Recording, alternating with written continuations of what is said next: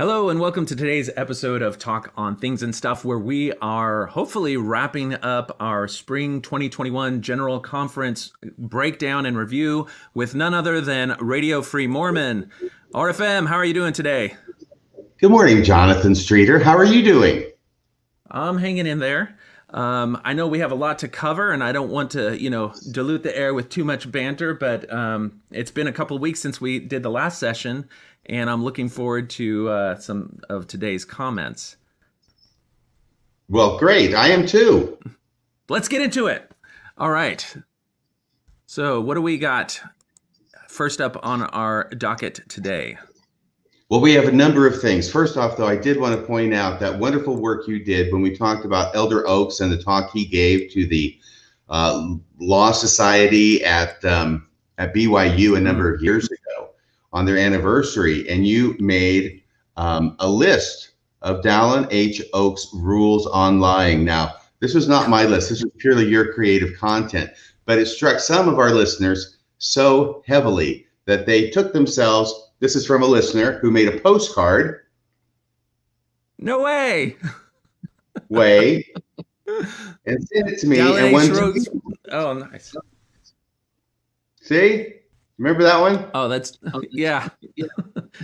The model of George Costanza's rules online, but as articulated through the divinely inspired mouthpiece of Dallin H. Oaks.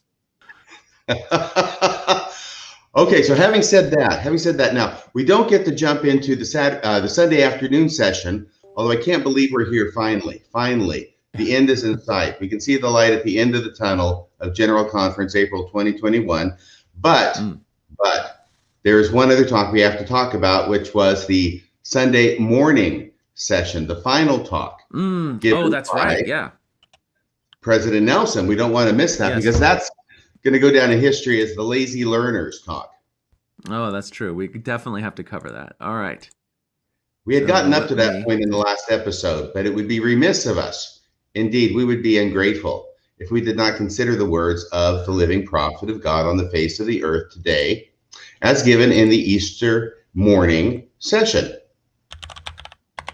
All right. So while you're looking that up, I will mention the fact, as a recap, that the rest of that morning, this is the last talk in the Sunday morning session, but every talk before this, if you will recall, President Nelson wanted to hear the gospel preached by somebody from basically every nation on the earth, every continent, not every nation, that would take a while, but every continent at least, except for Antarctica. And so he did that, and there were about 6 or 7 speakers from all over the world, although they all have one thing in common, which is they're all officers or authorities in the LDS Church. And they all talked about Jesus Christ in one way or another. And now President Nelson is going to come on the scene and wrap up this Sunday morning session. After he's had all these people speak from all over the world, he will give us his thoughts about Jesus. And actually, he's going to give us his thoughts about faith and miracles and lazy learners. Now, do you have timestamp 1.00 on that by now, Jonathan? Yeah, absolutely. Let's see. It's called, the name of the talk is What We Are Learning and Will Never Forget. And we are at times. Okay, hold on. Make sure I get the right one. Okay, this is the last talk in the Sunday morning session. It's Christ is risen, semicolon, faith in him will move mountains. Okay. Let me see. Maybe they renamed it. Oh, no. Okay, yeah. No, we got it. Okay, here we go. Okay, great.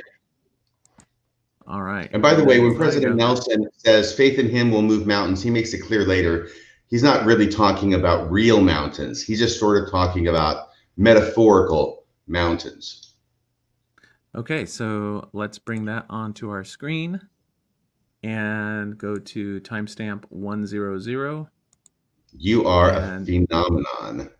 All right, just verify for me that you can hear it when it starts playing with a thumbs up. This morning we have heard from church leaders who come from every populated continent on earth. Truly, the blessings of the gospel are for every race, language, and people. The Church of Jesus Christ is a global church. Jesus Christ is our leader.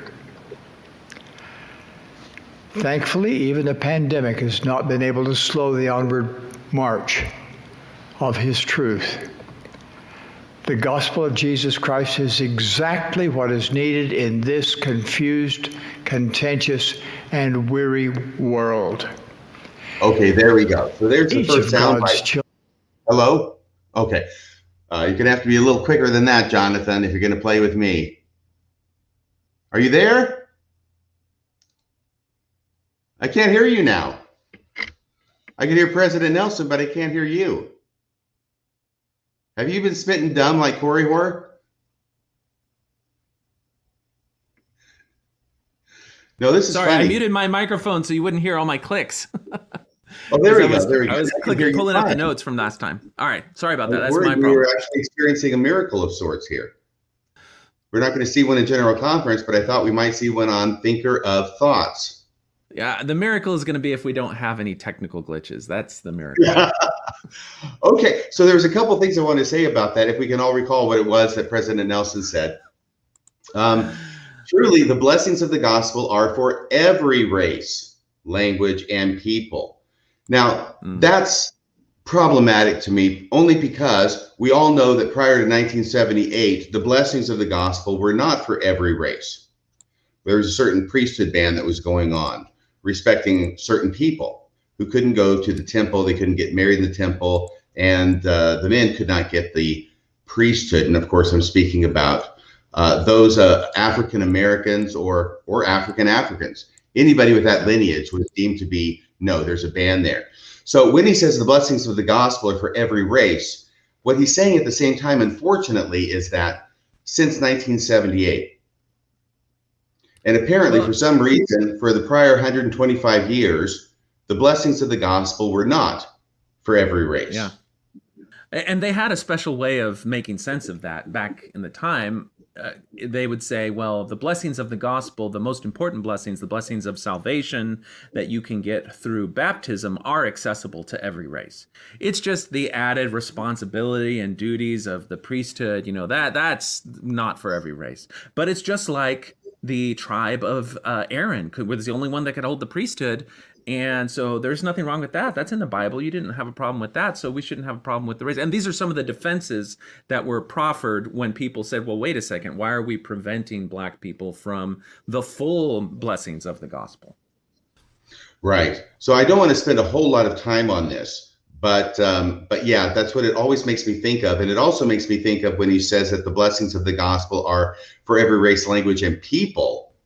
I'm not sure that that's true even today, that the blessings of the gospel are for every people. And here I'm thinking about the LGBT community. The blessings of the gospel are really not for every people unless you stop being who you are and start either acting straight or becoming straight. Yeah, that's a very good point. There's a video that you can find from the 2018 era where I do a breakdown of that very concept, which is that, if we told Black people back in 1977, you can have the priesthood, you can have everything. All you have to do is paint your face white. You have to act white, do everything, remove every aspect of your Black ancestry away from you and walk around with white face paint, then you can do it all. We'd say, well, that's ridiculous. You're asking them to pretend to be something that they're not just so they can have access to it. But when you look at what they're asking gay people to do in order to gain access to leadership, to temple blessings, to everything, it's essentially the same thing. We're saying put on straight face, take all of those aspects of your innate personhood as a gay person and suppress it and put on the outer performance of straightness that we want you to put on. We'll let you say you're gay, but you can't act on that in any way that is meaningful. Then you can have access to anything. So it's essentially the same paradigm. It's just rather on the issue of race, it's on the issue of sexual orientation. And, I have no doubt that at some point they will see the inherent problem with that. Yes, and the inherent problem with that will be too many people leaving the church. Yeah. That's the only way they're going to see the problem with it. And I know, and we used to be able to say too many people leaving the church and they're going to just lose out on all those sweet tithing funds. But now that we know the scope of the church's wealth, the fact that it has an engine of revenue generation that is basically limitless. It's like having a gas tank that always fills itself up so that you never have to fill yourself with gas. Tithing does not matter. We don't even have to make those jokes anymore because tithing really doesn't matter. Right. And the thing about money is that it doesn't have any free will, so you can bend it to your will, unlike people. Yeah, that's very true. So they try as hard as they can. And now the next line in this one paragraph, where he's going to repeat what he said in the very opening comments he made at the beginning of conference on Saturday morning. He's going to repeat the same sentiment where he says, thankfully, even a pandemic has not been able to slow the onward march of his truth. And back in the other comments, he was talking about how the Lord is hastening his work, even with a worldwide pandemic going on. And in the very first episode of this series, we commented about that and said, I don't think that's really true. Not unless you are defining growth or not being slowed in some way other than membership growth or most of the other normal indicators that we would think when we hear this. Which they've done before. They've said that, the church is growing. Well, what do you mean by growing? Well, the strength of the testimony of the members is growing. And so you can just frame it as that rather than the church is numerically growing or anything like that. Or you could say, the church is growing. Well, what do you mean it's growing? Well, the assets within the Ensign Peak funds are growing. There's any number of ways that you want to define growing, you can do it. You just don't have to talk about the specifics, and then it gives you the right propaganda notes that you need to hit. Right. And I will just say in concluding on this paragraph that it is clear to me that regardless of how he's measuring it, this is a message that is very important to President Nelson to get across, because this is the second time he's saying it. And I think he's concerned that people are thinking the church isn't growing, that it's slowing down. And so he wants to let them know it is growing. Nothing's been able to slow the onward march of his truth, even a pandemic. That's how strong, how vibrant, how true, if you will, the LDS church is. Yeah. It strikes me, how much pressure must there be on every president of the church to make sure that the church is left stronger and better positioned when they pass on and shuffle off this mortal coil than when they started, because it's their legacy. They spend their entire life as company men, yes men, trying to get to that seat. And once they get into that seat, the tone of their tenure, the effect of, where the church stands at the end of that tenure is sort of a judgment on who they were as a prophet. And with every one of his moves, I get the feeling that he's got this urgency to make sure that the church has somehow left an indelible mark with his signature on it that is better than it was before. And he's got challenges like no other prophet before him. So, I feel a little bit of empathy with the pressure that he must be under. Yeah, it's not his fault that the church is tanking under his administration. No, well, it just happens to be like if I think he bears a little responsibility. If you just happen to be the Pope when the printing press technology is released and everyone can now read the scriptures for themselves and start to connect with God outside of the religious authority of the Catholic Church in right before the Renaissance or whatever, then it's just chance. But guess what? You're the Pope when the printing press happened, when that Bible, I can't remember the name of it, first made a big splash. Was it like Gutenberg? That's the one, the Gutenberg Bible. It is too early in the morning, obviously. You would get that any other time. Can we go to timestamp 523? Because now we have two paragraphs, which is the lazy learners quote. This is the money quote. I've already said quite a bit about this in other fora. So I'm going to want to hear your thoughts about this when he gets to the last line. Do you have that, Jonathan? Right. Yep, I got it queued up. My dear brothers and sisters, my call to you this Easter morning is to start today to increase your faith. Through your faith, Jesus Christ will increase your ability to move the mountains in your life. Are these real Even mountains? though your personal challenges may loom as large as Mount Everest. Apparently not. Your mountains may be loneliness, doubt, illness, or other personal problems. Okay, so not real mountains. Your mountains will vary, And yet the answer to each of your challenges is to increase your faith. That takes work. Lazy learners and lax disciples will always struggle to muster even a particle of faith. Okay, there you go. What are your thoughts about that, Jonathan? Oh, by the way, if you can take that off the screen, I've got this here. Every time the church comes out to try to demonize ex-Mormons or people who doubt or criticize, it's so fun to see how they take the demonization, embrace it, and then just wear it proudly, because it's kind of like, it's sort of like how Evil Apostate, the puppet character, I mean, he's really a dragon or whatever, proudly banishes Evil Apostate. It's like, okay, if you're going to take all of these things that are good in the world that just happen to contradict your proprietary moral edicts and call them evil, then I'm just going to embrace that and I'm going to lean into it. And it's going to be an ironic form of satire that points out how ridiculous your claim to moral authority is. And so that's kind of what the Lazy Learners tagline has come up with.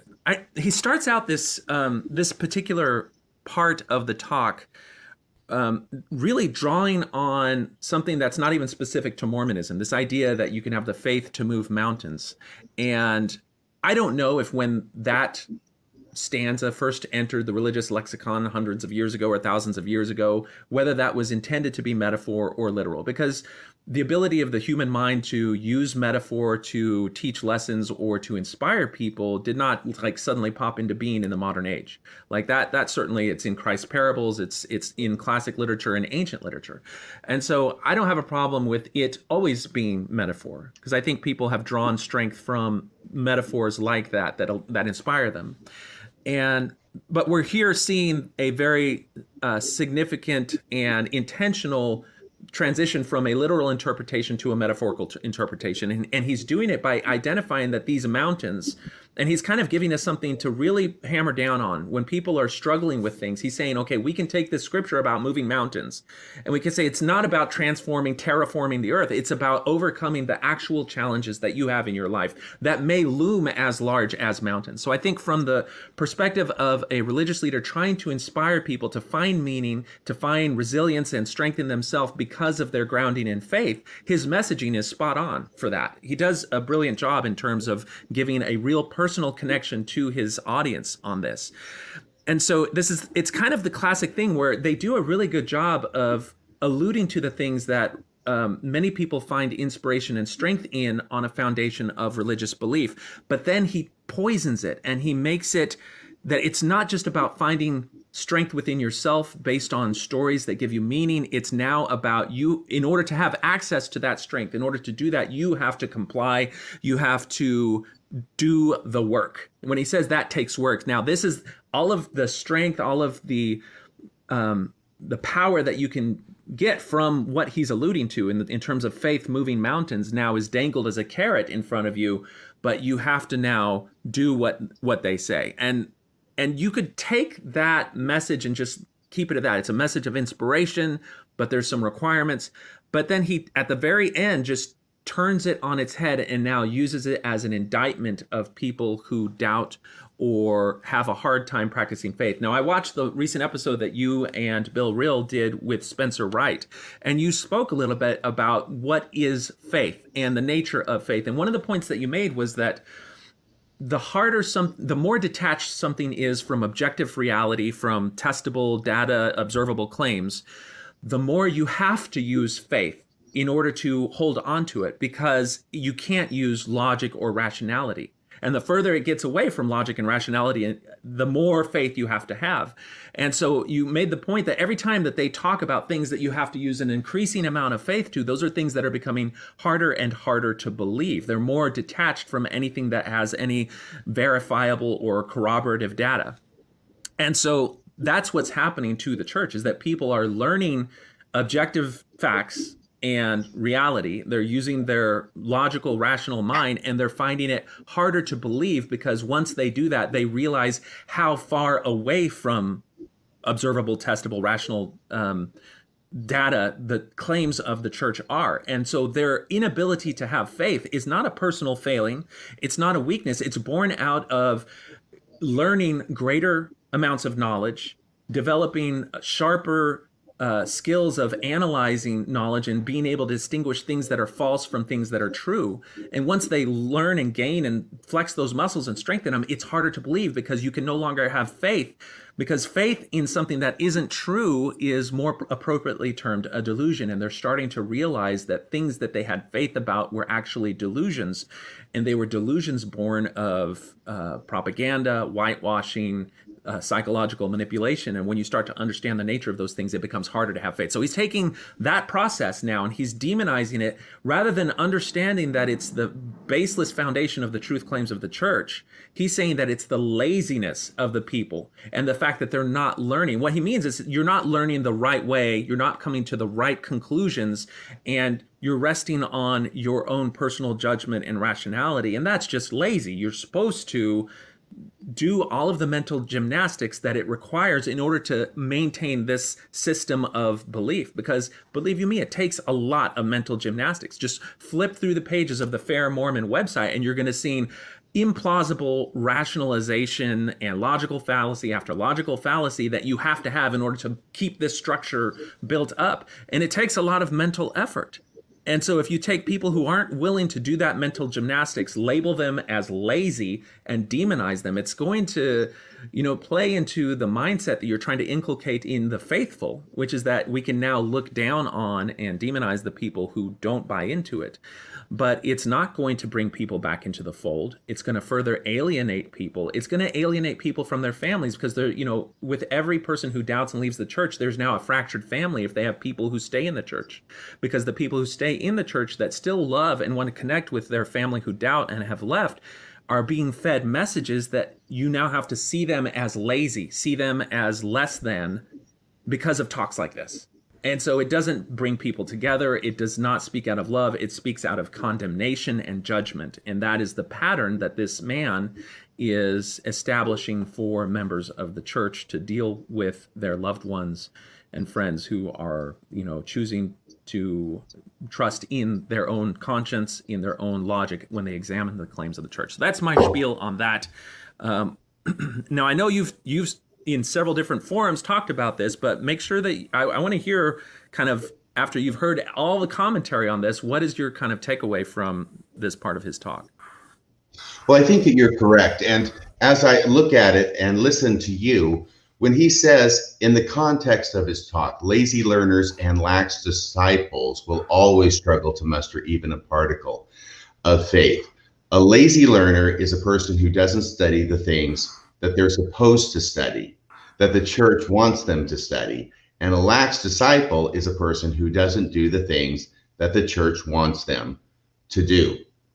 So if you're not studying everything we want you to study, i.e. come follow me, scriptures, whatever, and if you're not doing everything you're supposed to do as a Mormon, then those people who are not totally in by the book, doing everything they're supposed to do, studying everything they're supposed to study, those people will always struggle to muster even a particle of faith. So faith is available by this only to those people who are fully active and observant Mormons. Yeah. And the thing is that paradigm is true in the Jehovah's Witnesses and in Scientology. If you don't study the approved texts of the Jehovah's Witness and obey the actions that you're supposed to do as a Jehovah's Witness, then you're probably not going to muster a particle of faith in the claims of the Jehovah's Witness. And that's true. If you shield yourself from indoctrination and propaganda, then chances are you're not going to place a lot of stock in them. But that's a good thing when that indoctrination and propaganda is based on lies, deception, and manipulation. You just have to realize that that's going on. Yes, and part of the problem, first off, going back to what you talked about, metaphorical mountains, and this is a good message, got it, agree. But within Mormonism, this metaphorical idea, likely metaphorical idea when Jesus announces it in the New Testament, right, gets taken into the Book of Mormon and then literalized. Do you remember the name of the mountain that gets moved in the Book of Mormon, Jonathan? Oh my goodness. No, I don't. Please let I'm me going know. to do the Jeopardy music. Zerin. Zerin, Really? Zerin. Oh, yes. Ether, chapter 12, verse 30. That is a mountain of which we know nothing except what is contained in the following passage. For the brother of Jared said unto the mountain Zerin, remove. And it was removed. Oh, Yeah, that, Zerin. Yeah. it's right there. So it's, see, this idea of moving mountains is literalized in Mormonism and then canonized in the Book of Mormon. So to have the president of the LDS Church come out and now completely deliteralize moving mountains has its own value, of course, but it ends up sort of being in tension with the foundational book of Scripture. We're taking what we thought was literal or could be literal and now saying, no, we're not even going to talk about that. These mountains are not real mountains. These are problems that you have in your life. And you cannot overcome those problems. See, you can't overcome those problems unless you do everything that we're supposed to do, that we tell you to do, study everything that we tell you to study. And unless you do that, you cannot muster even a particle of faith, which is what you have to have as the faith to overcome the problems. Yeah. And it's so funny because he's, you know, the whole premise there is that there's some, unless you do what we tell you to do, believe the things that we tell you to do, then there's something broken or wrong about you. And it's a concept called manufactured dependence, which you see in totalistic groups all over the place. And the ironic thing is, it's like you wonder sometimes, you know, do the members, do the brethren know these concepts? Do they realize they're engaging in these concepts? And every week I do a search for stake conference in the last week on YouTube. And then I just kind of click through and you just go to every stake conference live stream that has happened and then just look at the last speaker, because the last speaker is always the highest ranking authority.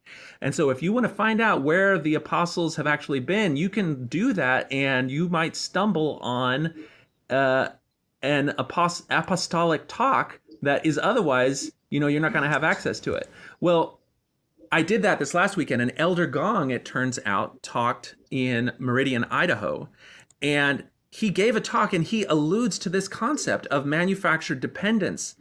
And so they understand it. I just want to play the start of this little clip because you can see how it plays into what we're talking about here. So let's see here. We'll add it to stream and go. We live in a time when people want us to think that there's something wrong with us. It's one of the ways they sell us things. They get us to buy things. They tell us we're too tall, we're too short, we're too wide, we're not wide enough, we have the wrong phone, we don't have a phone, we drive the wrong car, we don't have a car. We live in the wrong part of the neighborhood. We live in the wrong part of town, whatever it is. Would you please remember when you look in the mirror that that's not the way the Lord sees you? Okay, so that part of this commentary is meant to warn members that there are entities out there, and he's saying it's commercials and stuff, that will tell you that there's something broken, wrong, or missing about you. And they use it to sell you a product. They use it to make you feel like now you need some way of fulfillment and that they're going to provide it for you. But it's going to take something from you. In the case of selling something, you've got to give them money and so that you can purchase it. But it's also that these people who are using this form of manipulation can extract resources from you or extract devotion or time or whatever you want to paraphrase it as. Now, he does that. He points out something very true, but then he disguises the fact that the church actually does this. He tells people to think about how the church frames your identity and your existence relation to God. And in the church, that means that you are deferential and dependent upon the church and its leaders who are a proxy for what they tell you God wants. And it keeps you in that bind by pointing it out in somebody else so that you don't realize it's actually them that are doing it. But a talk like this one from President Nelson, where he calls people who don't conform to the demands and expectations of the church lazy learners and lax disciples, and then further demonizes them as saying that they can't even muster a particle of faith, because that's that's how you validate and justify your spiritual existence as a Mormon. Then he's doing the exact same type of manipulation. He's creating manufactured dependence through indoctrination. It's just that, and they know it works because he's pointed it out and warning people.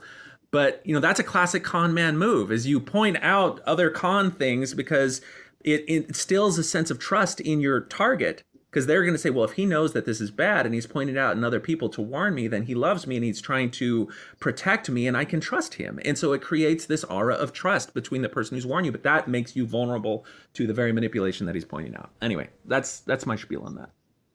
No, that's a great example. I will tell you that I tend to think that a lot of times people cannot see, I know it's true with me, it's probably true with everyone, that it's difficult for them to see the faults they find in others, even if they have the same fault. Was it John Greenleaf Whittier?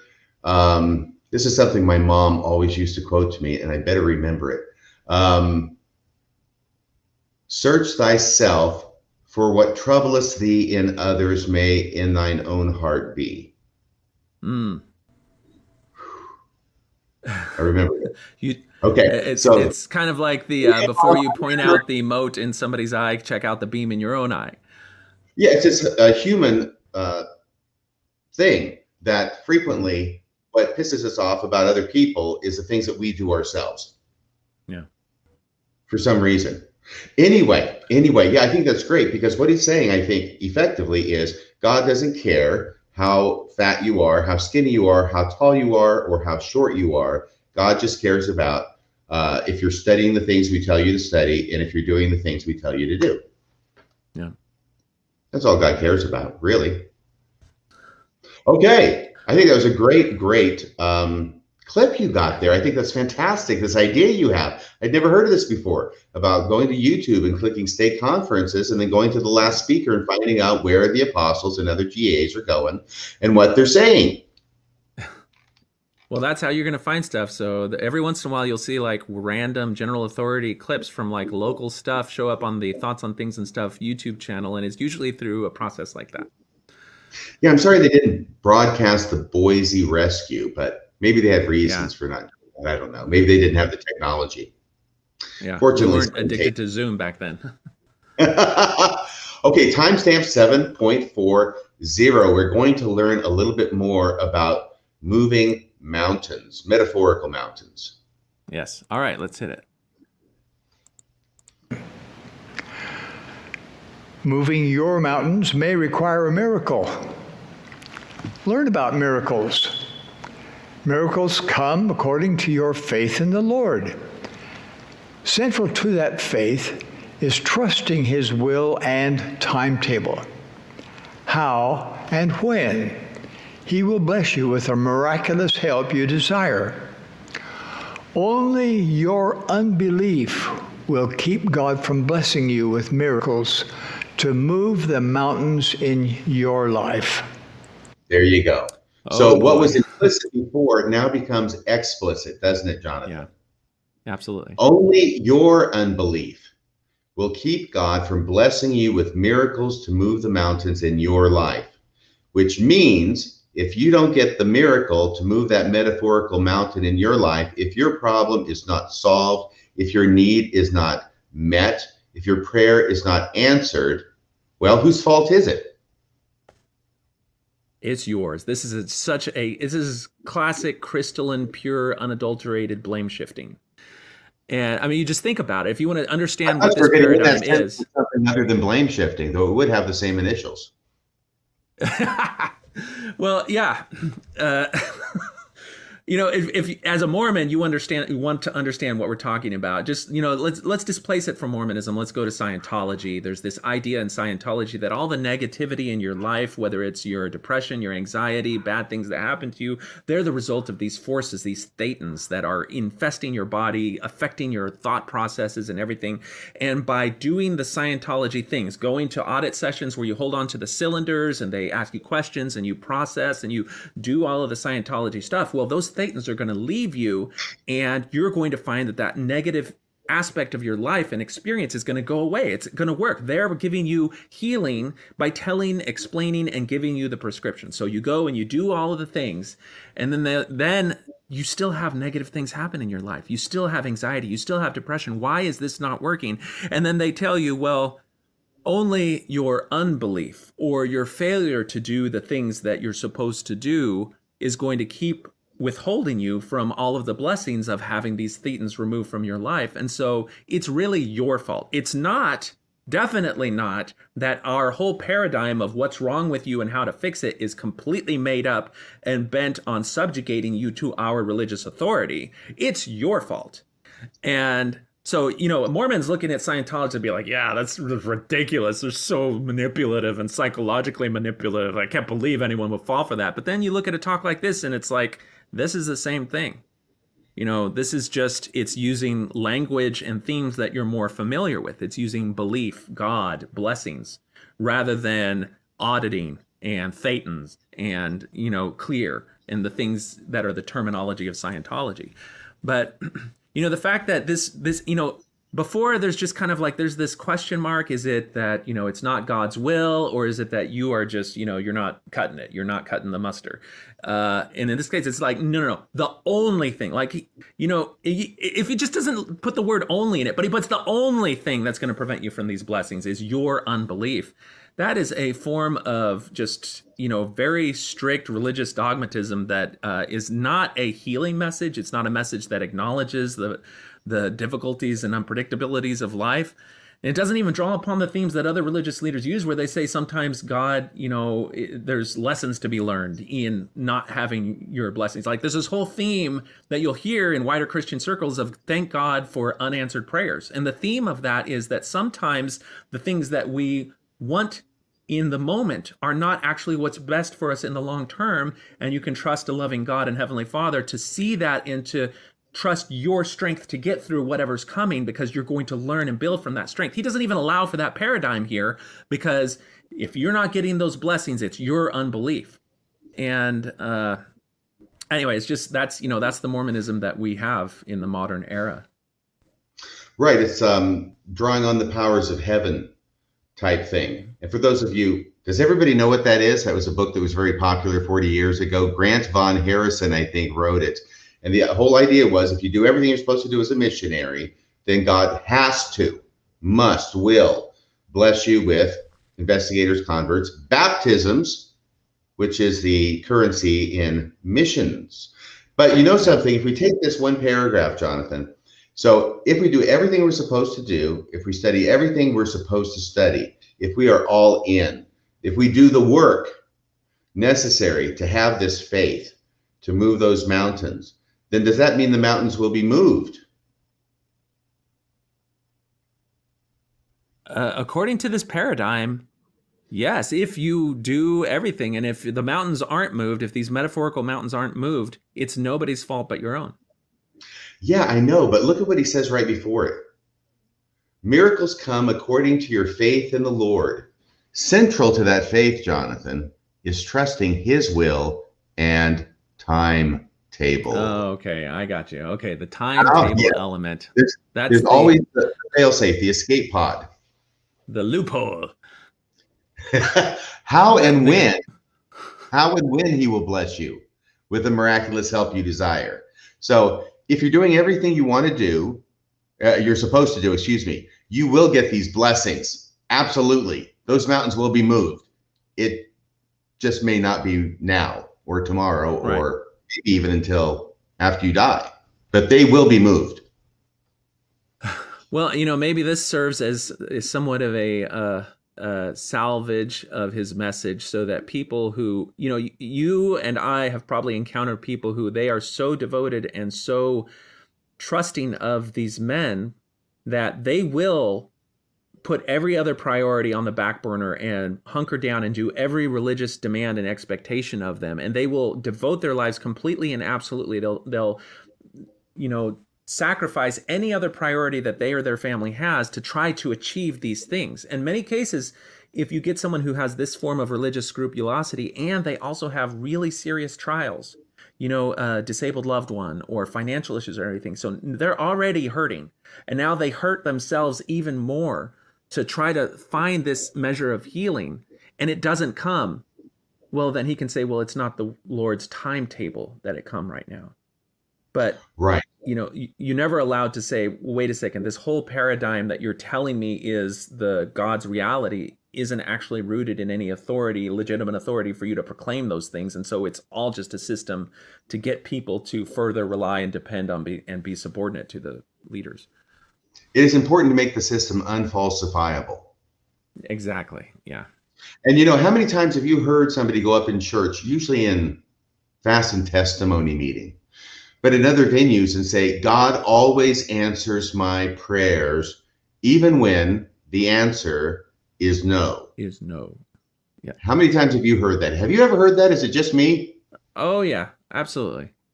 And I thought that was a nice thing to hear until I started thinking about it for 3 seconds. And I realized that what was actually being communicated, or at least the way I was hearing it, was God always answers my prayers, even when he doesn't. Yeah. Well, and the thing is that this paradigm is really, really useful for any man claiming to speak for God or claiming to be a prophet. Let's look at Wayne Bent or David Koresh or any other guy who's come out and said, I am God's spokesman. And so now we don't have a reason to be motivated to believe him or anything. And he says, if you do what I say, God's going to bless you. But if he doesn't bless you, it's because it's God's timetable. So you need to keep doing what I say. Then you realize if you buy that, you're never going to get out from under his spell.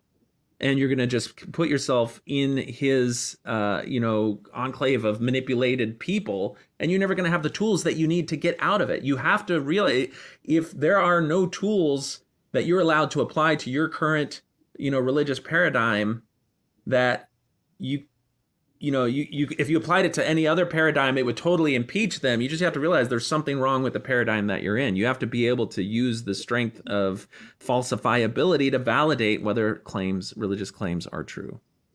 What's the famous saying about the rat in the maze, Jonathan?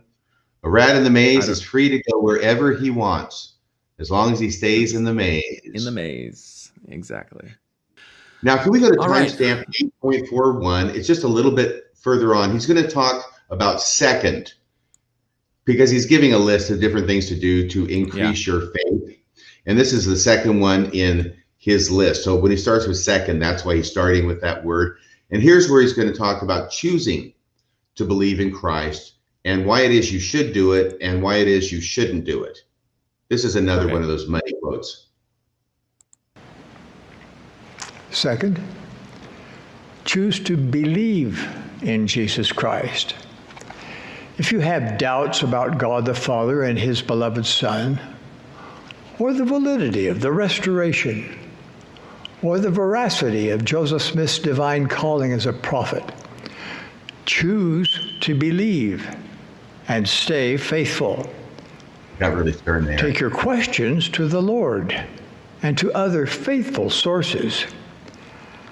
Study with a desire to believe rather than with the hope that you can find a flaw in the fabric of a prophet's life or a discrepancy in the scriptures. Stop increasing your doubts by rehearsing them with other doubters. Allow the Lord to lead you on your journey of spiritual discovery. Well, there he is.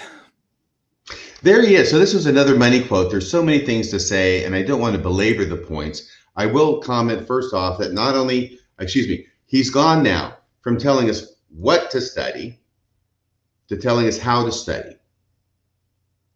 We go to faithful sources, only faithful sources, and to the Lord, of course, who will only give revelation that supports the leadership of the church, because if it doesn't support the leaders of the church, it's not from God. There's another double bind on the side there. But we also have to study. Let me go back to this quote, excuse me. Here it is. Study with the desire to believe. The desire to believe. That's how we have to study. So we're restricting the sources and directing us as to what the end goal must be. We must study to believe. We must choose to believe in Jesus Christ, and we have to study to believe. And we cannot be studying with the hope. I don't know anybody who really has that hope. Maybe, I don't know, anti-Mormons or something, but not people who are in the church, which presumably would be the people he's addressing in General Conference. I don't think they're studying with the desire or the hope that they can find a flaw in the fabric of a prophet's life, i.e. Joseph Smith marrying 14-year-old girls, okay? I don't think people hope that they can find that. I think they're quite distressed when they find it. At least that's what I understand other people who are members of the church usually experience when they find out about that and other things. And they don't generally study in order to hope they'll find a discrepancy in the scriptures. But sometimes they do. Sometimes they do, even without that hope. And I think that this talk completely circumvents that entire scenario, which is what more and more members of the church are finding. So the first strategy is keep them away from that stuff. Only go to faithful sources. Don't try and find flaws in prophets. Don't try and find flaws in the scriptures. So basically, if those things should come up, really don't even worry about them, okay? Just keep choosing to believe in Jesus Christ. And of course, by choosing to believe in Jesus Christ, he means choosing to believe in the validity of the restoration. Your thoughts? Yeah, no, you make some excellent points there. He starts out by rooting things in wider conventional religious terms, things that the broader Christian world would believe in. So he'd say, if you have doubts about God, Jesus, the beloved Son, okay, but then he tosses in Joseph and the restoration in that.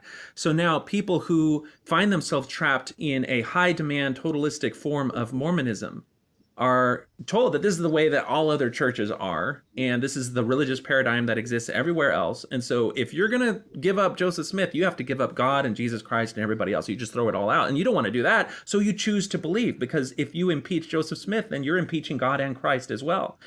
But the thing is, that betrays the fact that there are a lot of people who wake up to the fraud of Joseph Smith and then go out and realize that the wider religious world is not as high demand, works condemning totalistic hierarchy-based religion. There are religions out there that do give people spiritual autonomy and a framework to develop and foster their own spiritual development without a hierarchy of authority caging them in. There are religious frameworks out there for that, but this scares people away from even wondering that, because if you throw Joseph Smith away, you have to throw all religion away, and that's not necessarily true. It's true for some people, and I think particularly when you come out of an authoritarian hierarchical religion like this, you become very resistant to be a joiner of any other particular religious group. But he's doing that, and you see that happen a lot of times, where in Fair Mormon, or I think in your discussion with Kwaku, and even this whole concept is, if you leave the church, well, where you will go. It's using fear, uncertainty, and doubt to get people to stay attached to the church. But this idea that you point out, where you, myself, other people, when we started to learn about church history, we didn't take the approach of, I'm going to find a problem. I'm going to find a problem. We stumbled across a problem. Or, the thing that happened again and again and again is I would hear something bad and I'd say, that's impossible. There's no way that a prophet of God would do that. There's no way that God would condone it. And then you do the research and you realize, wait a second, this did happen. Things that Sandra Tanner said were true. All of the anti-Mormon lies were actually true. You have to struggle with that realization. You have to find a way, and we all go through you don't immediately be like, well, He boinked a 14-year-old. Maybe he didn't boink it, but he cloistered a 14-year-old. Well, I'm done. I'm gone. It's not that simple. It's like, wow, I don't understand that. But you learn more and more, and soon a pattern starts to emerge. You start to realize that the pattern of fraud, deception, abuse of authority, abuse of power that you would identify and condemn in any other organized crime syndicate, any other, false religious authority paradigm is displayed in great detail in the history of Mormonism. And when you start to come to that realization, now it's not that you're trying to find the fabric of a flaw or the flaw in the fabric of a prophet's life. It's you're no longer surprised that things that he does are indistinguishable from things that other religious con artists do, or other sexual predators using the paradigm of religion do. It's just like, oh, okay. And so that you've lost. The thing is, this segment of his talk shows that they have misdiagnosed the problem. They think that the problem is that there's a bunch of cynical members who are just trying to find problems in everything. And all we've got to do is we've got to make cynicism and fault finding the demon. And they don't realize the problem is the reality of the history of the church and the character of its founder are the problem. And coming to terms with that is an existential crisis for the church. It's not impossible. You can look at the community of Christ. They paid a price in terms of the number of members, the devotion of their members, their ability to retain their youth, because those things are pretty low. But they've come to terms with a great deal of the difficulties that are causing problems here. And so they no longer hold Joseph Smith in the same position of reverence that they used to in terms of religious spiritual reverence. There's still a tradition reverence in terms of their community, but it's different. So, if you don't diagnose the problem correctly, you're not going to fix it. And in some instances, you may actually exacerbate it. And that is the road that he is going down here. And we're seeing it by him just diving into the same sort of milieu control. Because when you look at any other high demand religion and they say, don't go to any sources that we haven't told you that you can trust, what they're doing is they're cutting off your ability to learn and gather knowledge from sources other than sources that they control, which means that you are subject only to propaganda that they have the ability to shape and form and target towards your brain. And if you want to get out of a system that is shaped and formed by propaganda in this form of milieu control, you have to look at sources outside of it. That's why you want to go to a third-party review for a car that you're going to buy or a house you're going to buy. That's why you need an independent investigation into whatever, critical thing that you want to make sure is sure. If you're an investor and Bernie Madoff comes and tells you, I'm going to totally grow your investment, all that you've saved in your life is for, you want an independent audit of Bernie Madoff to do that. You need outside information, because there were whistleblowers. There were people who studied Bernie Madoff and then came to the investors and said, he is scamming you. The numbers don't add up. And the message from Bernie Madoff was, there are people who are really jealous of our success. And they're just trying to draw our clients away because they want to gain the profit. And, they don't have the algorithms that we have. So you just have to realize those people have their own motivations and ignore them. Stay with the information we provide you. And he provided people with quarterly reports, financial summaries, all this information. But because there was that milieu control where you demonize any doubt, demonize any criticism, people kept their investment in that system and they lost big in the end. So when you see that pattern, that's a red flag, and he's waving it in spades here. Yeah, and this paragraph is especially pregnant. If you are not studying the scriptures, right? If you're studying with the desire to believe, you're not trying to find a problem with a prior prophet. Gosh, all these P's. I'm starting to sound like I should be in general conference. A problem with a prior prophet, or even with the speaking prophet, right, President Nelson, or a discrepancy in the scriptures. But if you should find one, all right, you're not trying to find one. If you should find one and it causes you a doubt, then he addresses that as well in the next sentence when he says, stop increasing your doubts by rehearsing them with other doubters. And when he says that, I understand what he's saying, and it makes a certain degree of sense, I think. That, of course, if you rehearse something, then it will, it'll become more memorized, more a part of you. Like if you rehearse for a show or anything like that, right? You're rehearsing your lines in order to try and remember them, right? So it embeds it more, rehearsing, repetition. But on the other hand, I kind of hear him saying, if you have doubts, don't talk about them with anybody else. Yeah. Do you get that impression too? Absolutely. I think that is one of the strongest themes in this thing in terms of stop. This is a very directive command from the prophet. Stop increasing your doubts by rehearsing them with other doubters. Don't get together and talk with other people who may be struggling with, wanting to believe the facts of church history.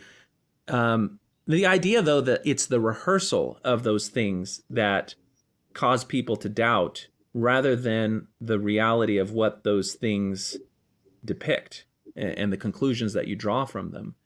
And it's another example of kind of missing the point of what the problem actually is. But he's pointing you towards that sort of manipulation and milieu control, which is censor yourself. If you do have questions, don't share them with other people. Don't explore them. Choose to believe. Shut down the part of your mind that has a problem with that and go back and, read scriptures with the intent to believe. It's kind of like, if you're doing an experiment and you start out with a hypothesis and you find some data that supports that hypothesis, and then you find some data that contradicts the hypothesis. He's saying ignore the data that contradicts the hypothesis, only look at the data that supports the hypothesis. But the thing is, it's that contradictory data that establishes whether or not the hypothesis is true. This is the Karl Popper's principle of falsifiability that you have to have. You don't establish the truth of something by looking only at data that supports your hypothesis. You establish the truth of something by challenging its assertion, challenging the hypothesis with something which could prove it to be false if your hypothesis was false. And if it survives that challenge, then it's increased the likelihood that it's true. But if your ability to falsify it impeaches it and says, well, actually, that hypothesis is contradicted by this negative data, then that's actually how you learn. That's how you learn to distinguish something that's true from something that's false. And he's just telling you, don't go through that process. Don't do it with other people. And it's another thing that further serves to separate people from their loved ones who may be doubting. If I want to now talk with my brothers about the problem that I have in this, well, my brothers have been warned about rehearsing doubts. So even if they have minor questions because they've been a little bit troubled by some of the things they've heard me say, they're not going to talk to me anymore because the prophet has warned them against doing that. And so there's now further separation with myself and my brothers, but it's based on the words that come out of this man's mouth. Well, this is the Mormon version of the don't ask, don't tell policy. We're not supposed to ask about doubts we have. We're not supposed to tell people about doubts that we have. And I do see it, I agree with you, as this quarantining maneuver and this isolation of the individual who has doubts. And I will tell you that I can see it as something that he wants to have done. But from my point of view and from the point of view of a lot of others, here's what happens. We end up studying, we end up thinking, we end up being a lazy learner and finding things that trouble us, that we have doubts about, that we have questions about. And we don't want to share it with other people. And we're told not to share it with other people. And we end up thinking we're the only ones. I mean, how long did I think that about myself, really? Looking around in a ward or in a stake, I'm the only one who has these questions. I'm the only one who has these doubts. And as long as I'm not allowed to talk about them and find out that actually I'm not the only one with these doubts, I'm not alone. There are actually a lot of people out there. And then if you broaden that from the ward and stake to the entire world via the internet, like we're doing now here in Texas, I'm in Washington. I don't know where everybody lives who's watching this, but all of a sudden it's liberating, it's freeing. It is, well, how does it feel when you've been in prison for a long time and you finally get out? It's liberating to find out that you're not the only one, you're not alone. And everybody who's watching this, you and I are violating this directive from the president right now because we're rehearsing our doubts with each other. And in a way, everybody who's watching this is also in a way violating that, even if they're not actually participating. But by listening to us, they're rehearsing their doubts. So now there's a dimension of this. Go ahead, finish your thought. Oh, sorry, that's not what President Nelson wants. But for many people, maybe all people, it's liberating. I'm not alone. I'm not the only one. Are you getting a phone call right now? Is President Nelson on? No. You know, you're spot on in terms of that experience that we all have where we're learning these things, we're realizing, wait, is it not true? And you feel alone and isolated. And he's serving to make sure that isolation stays, because if you feel you're alone, then you start to get the sense, well, maybe it's me. It's the problems with me. You know, there's this classic social experiment where they would bring in one person and then he'd sit in a panel of 5 other people. And all 5 other people are actually also on the research team, but he doesn't know it. He thinks they're also volunteers. And then they show them 2 lines. One is shorter than the other. And he says, are these the same length? And they'll ask all the other cohorts or confederates, the people who are in on it, to tell. And then some of them may say yes or no. And they'll start out and it'll, you know, everyone acknowledges the conventional thing. Oh yeah, that one's shorter, that one's the same or whatever. And he'll answer 2 and everyone is the same. And then they'll do an experiment where the lines are exactly the same, and then they'll ask all the other confederates first, and each of them will say, well, line B is shorter. And then the guy at the end is like, well, everyone else sees it as shorter. I'm the only one that sees it as the same. I guess they're probably right, so I'm just going to agree with them. And so statistically, that last person is more likely to agree with the other people because he then starts to question his own faculties, his own vision, his own judgment. And they'll find that even when it's something where maybe, you know, if the lines are the same, maybe one's slightly shorter than the other, but even if when there was one line that was remarkably shorter than the other, if everyone else said that other line, you know, the short one was actually longer or the same, in a significant fraction of the people who were the actual targets of the study, they would go along with the rest of the crowd because they felt like maybe there was something wrong with them, whether they didn't understand the question or whatever, but they didn't want to appear to step out of line. So that same psychological phenomenon is the same thing that happens when you feel like you're alone. Everybody else believes, well, something must be wrong with you. And he's just telling people to stay in that protective shell of, you know, feeling like you can't trust your own judgment because everybody else is going along with it.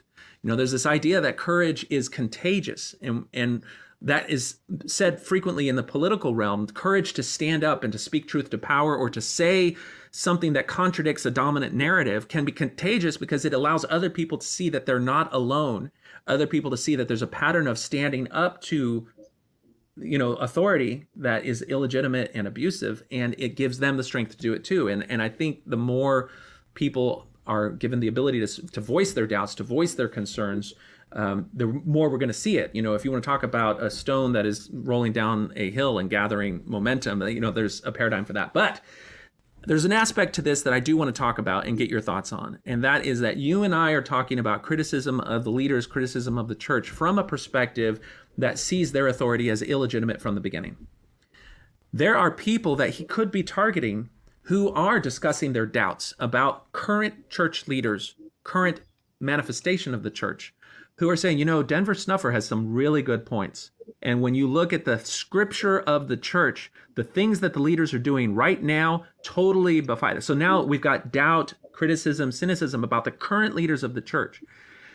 And so the question comes, how do you what's the difference between these two paradigms? You know, you and I criticizing the foundational claims of the church versus someone following Denver Snuffer or another breakoff who are criticizing the current manifestation of the church by contrasting it with the early scripture and teachings of early church leaders, whether it's the FLDS or Denver Snuffer or anything like that. All of those things have a form of criticism that's trying to separate people from the current leadership. What is the difference? What do you think? What is the difference? Well, I think the difference can be summarized in this saying by somebody. It's actually me. I'll be quoting myself here for a second. Is the difference between Joseph Smith and early Mormonism, as we read about it in church history, as we read about it in the Doctrine and Covenants, etc., and today's leadership is vast. There's a huge difference between the two. And yet, perforce, the leaders of today's church have to act as if they are not just part of the same tradition, but have the same authority because they claim to have the same keys, the same titles of prophet, seer, and revelator, etc., etc. So the saying is that if Joseph Smith was not a prophet, then President Nelson is not a prophet because his authority rests on Joseph Smith. But from another perspective, if Joseph Smith was a prophet, then President Nelson is obviously not a prophet. Yeah. Because he's so different from Joseph Smith. They're in this double bind. So that's part of the difference that I see here. I don't know if that gets directly to your point, but I think that what it is has to do with this talk and also Elder Razvan's talk, which I don't think we're ever going to get to today. So we'll have to do another session. But this is definitely worth spending time on because this is in the context of a miracle talk. Remember, he's talking about learn about miracles. You need miracles. The miracles are to move the metaphorical mountains in your life. So this is all about miracles because they understand they have to have miracles in order to be the true church. The problem is they just don't have any. They seem to be in short supply. And therefore, they come up with all these stories, which they call miracles, which if you're just going to take their word for it and not think about it, okay, we've still got miracles. But more and more people are looking at those stories and saying, this is nothing but a coincidence. This is not a miracle. And even when the miracles happen, the person dies anyway. And the miracle is that peace fills the room. And even though the priesthood blessing doesn't work.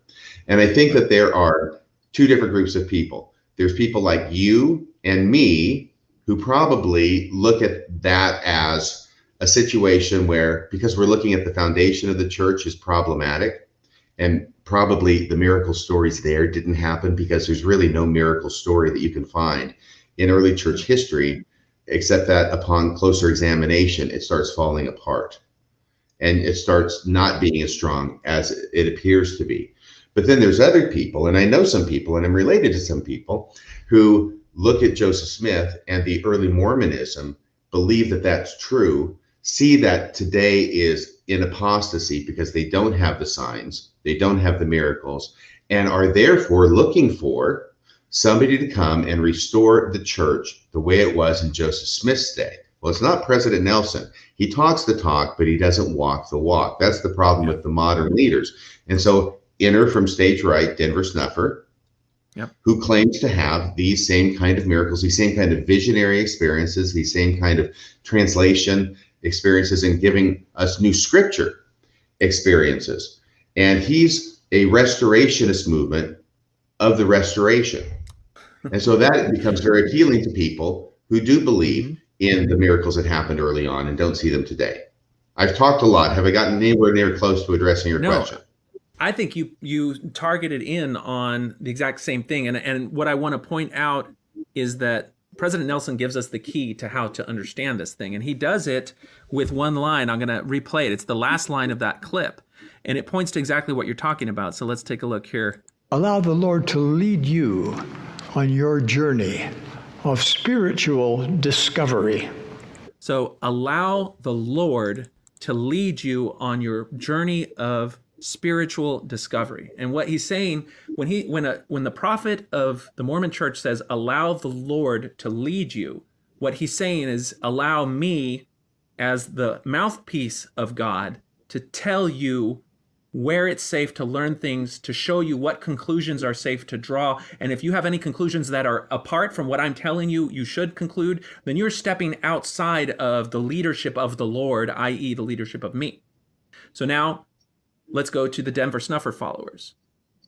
This same principle applies. Allow the Lord to lead you. So in their paradigm, the Lord is the voice of God as expressed through their trusted spiritual figures, of which Denver Snuffer is the most prominent one. Now, they also have the concept that you can get personal revelation, but that is always subordinate to the broader revelation of their spiritual leader in the form of Denver Snuffer. And any other religious paradigm, this Lord figure, the person who's going to direct you, is the one that's telling you what things you can believe, what things you can trust, and what things you can't. But it's always done through authority, where they tell you. It's not through empowering and enabling you to draw your own conclusions. Now, the approach that is different from the way that we frame things, and the way that you'll find many people framing things, is that you don't trust religious authority. You trust logic, reason, rationality, judgment that you maintain yourself. That doesn't mean that you're going to be perfect, but it means that if you do find an error in your judgment, an error in the way of your thinking, you correct it without waiting for permission from some authority to correct it. And that's a way that you could imagine, if you were talking about Bernie Madoff and the financial scam, if he says, allow me as your financial advisor to guide you on your discovery of how to judge a financial advisor, you'd say, well, hold on a second. No. We need somebody else to tell me how to judge those things. But that's what he's telling you to do. So that paradigm keeps people trapped in manipulation. And the approach that I know that you and Bill Reel and I try to take is to empower yourself, empower your own judgment, empower your conscience, free of these types of manipulations, to come to your own conclusions. And the goal here is not to tell you to disbelieve the church because you believe me. The goal is, these are facts that we found. These are principles of ethics, non-proprietary morality, rationality that you can apply to what you learn from the church and come to your own judgment as to what it is. You don't have to follow me. You don't have to believe me. You don't have to use the same conclusions that I make for impeaching the authority of current and past leaders of the church. That's up to you. And so I think that's the paradigm. It comes from, are you just going to go from one set of propaganda and manipulation to another? Because every paradigm is going to give you the tools that you would need to throw over, the other guy, and then follow them. And you have to follow them. And so whether it's Chris Nemelka, whether it's Denver Snuffer, whether it's Warren Jeffs or anyone else, the whole thing is, don't follow the Mormon church. Those prophets are bunk, but then you got to follow me. And it can be really hard when you've been raised in a framework of spiritual dependence, where you don't trust yourself. And there always has to be this figurehead that gives you the comfort and security of knowing what is right, what is wrong, how to judge things. And you're always dependent on them. And it's scary to start to trust yourself. But the process, the reason I say that when you leave the church, you do have to go through this process of learning manipulation, learning the history, is because you're building up your own internal strength to be able to judge these things, because the Mormon church is not the only manipulative force out there. And religion is not the only manipulative force out there. You're going to encounter social movements, political movements, other things in your life that are going to try to use the same tactics to get you dependent upon them for you to, shape your own identity or shape the worldview. And so that's kind of my spiel on that. Yeah, I think that very much the process of growth is learning to trust ourselves, to take that locus of authority from outside us and to bring it inside of us. And now that you mention it, I do hear many of the words being used here and in other talks, and indeed throughout the LDS Church, as an exercise in teaching us to not trust ourselves, to trust them. You can trust yourself as long as you're trusting them, right? But you can't trust yourself if it should be anything that doesn't trust the leaders of the church, which basically means don't trust yourself, right? Just the same way about revelation. You can receive whatever revelation you want as long as it is the same revelation as we receive. Mm-hmm. Yeah, absolutely. So that's part of the doublespeak going on. And when President Nelson ends with that quote you played again, allow the Lord to lead you on your journey of spiritual discovery, that's what I feel I've done. Yeah. Well, see, I think people in that paradigm, when they start to say that the Lord has led them away from Mormonism, what they're doing is they're starting to develop a concept of the Lord, a concept of God, a concept of spirituality that is independent of what the Mormon church tells them that they've done. And for some people, that is a shifting idea. And I've spoken to people who the concept of the Lord and God and the divine started out as something external, but the more that they learned about themselves, they learned about the history of religion and everything, it started to become something more internal. And things that they used to attribute to religious authority, they now granted themselves as their own independent authority. And some people abandon the idea of religion and God altogether, and they start to root their authority in their sense of self and their own autonomy.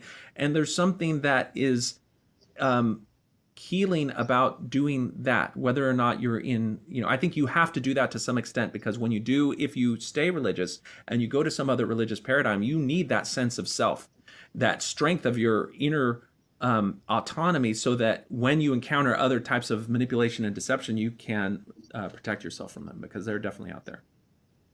I think that for a lot of people, as long as we're going down this fascinating avenue of thought, Jonathan, I think there are a lot of people who believe that the leaders of the church do speak for God, and therefore they trust them. I mean, President Nelson told everybody, prophets teach the truth. You can trust us, as Elder Ballard said. In fact, you just trust us. Remember what he said, we're as transparent as we know how to be. Just trust us. You tell your friends that nobody's ever hidden anything in this church. But I think that there are times and moments when the facts break into that worldview. And I know this happened to me. I think these are the kinds of things that gave me the ability to start trusting myself, was when I started realizing that the leaders of the church don't necessarily speak for God. They are not the doctrinally inerrant oracles that they proclaim themselves to be.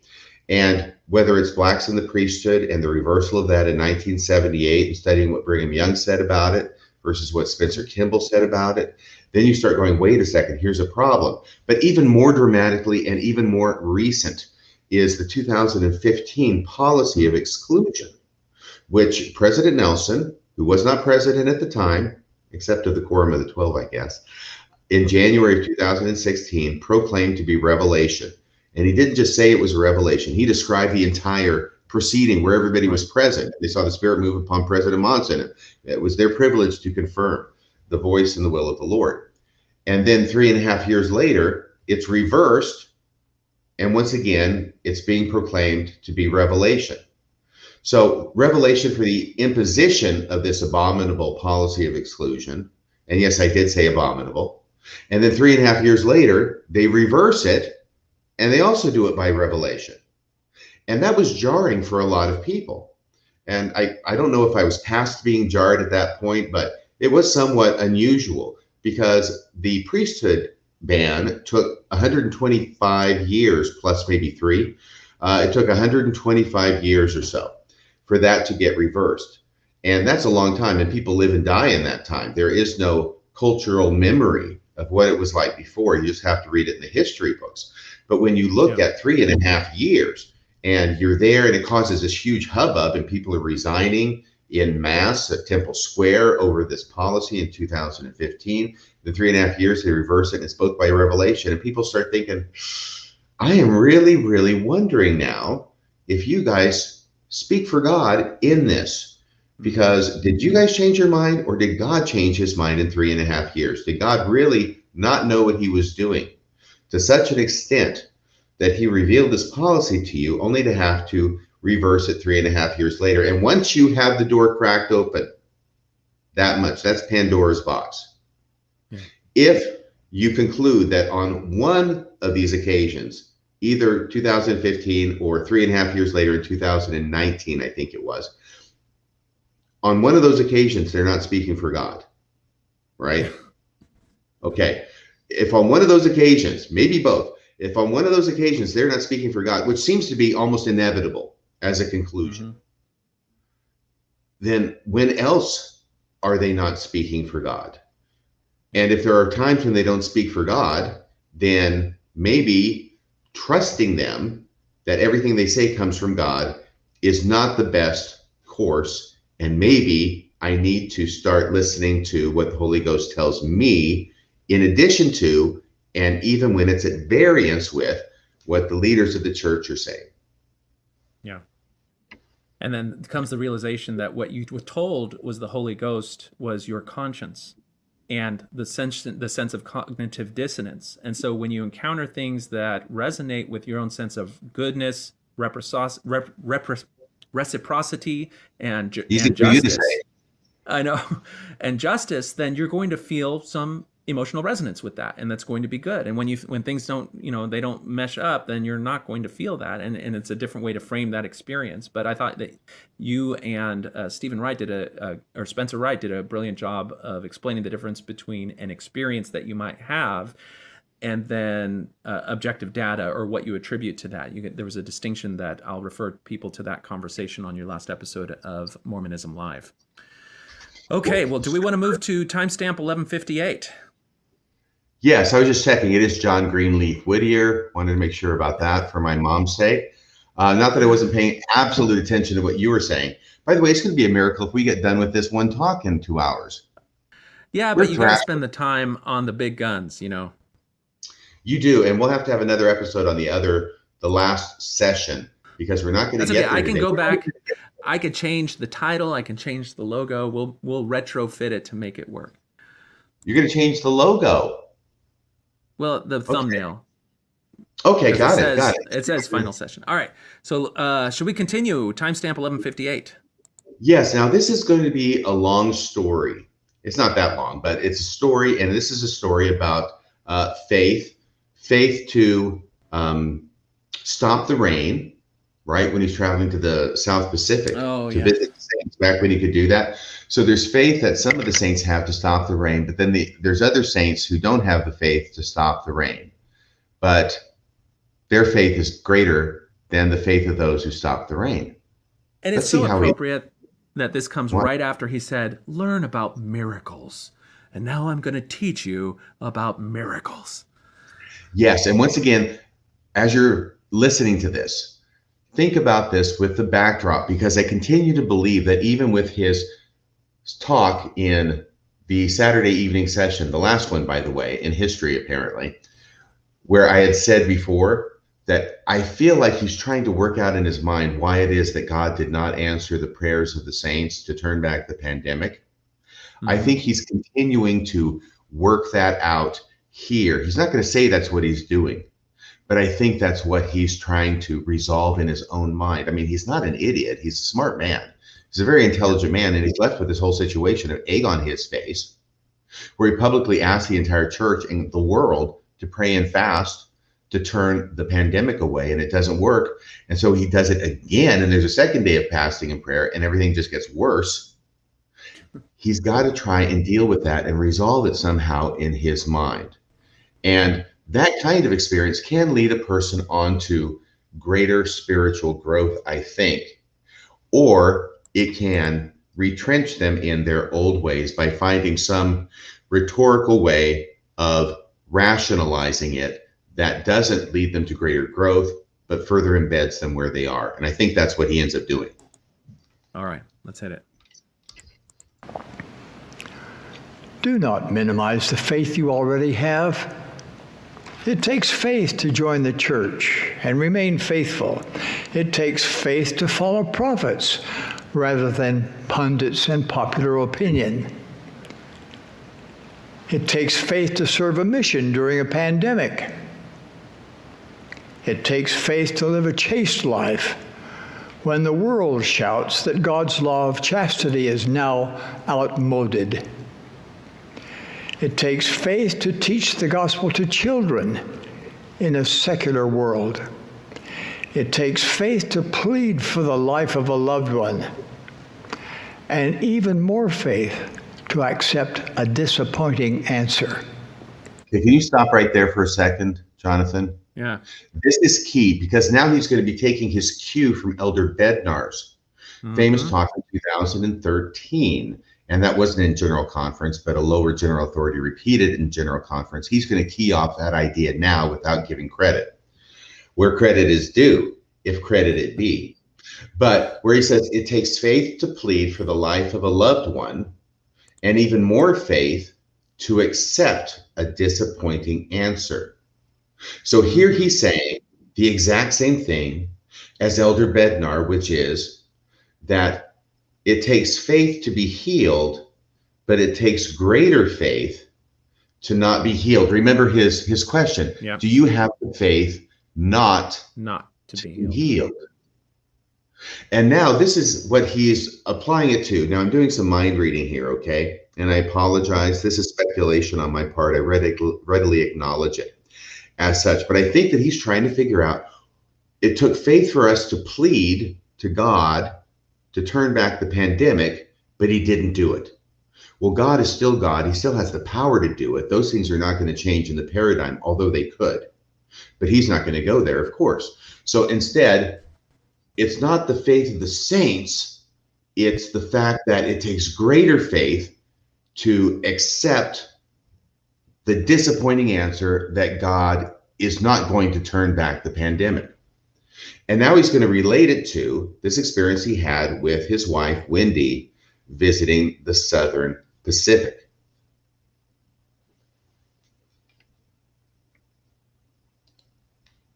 Okay, so let's continue his comments. 2 years ago, Sister Nelson and I visited Samoa, Tonga, Fiji, and Tahiti.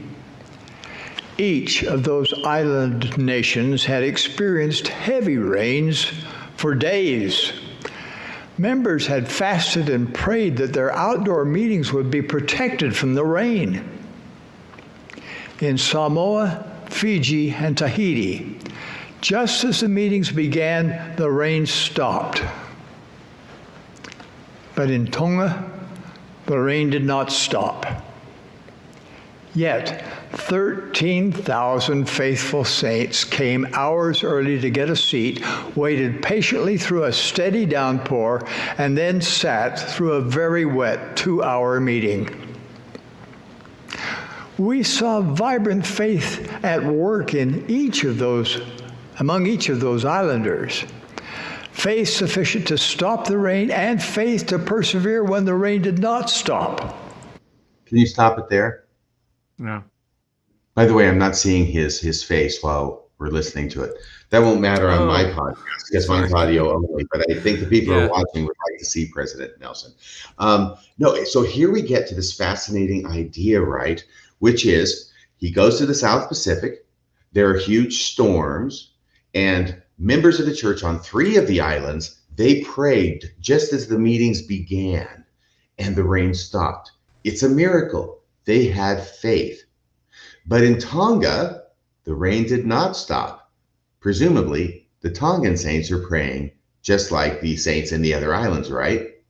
And yet 13,000 of those faithful Tongan saints came hours early to get a seat, and they waited patiently through a steady downpour and then sat through a very wet 2-hour meeting.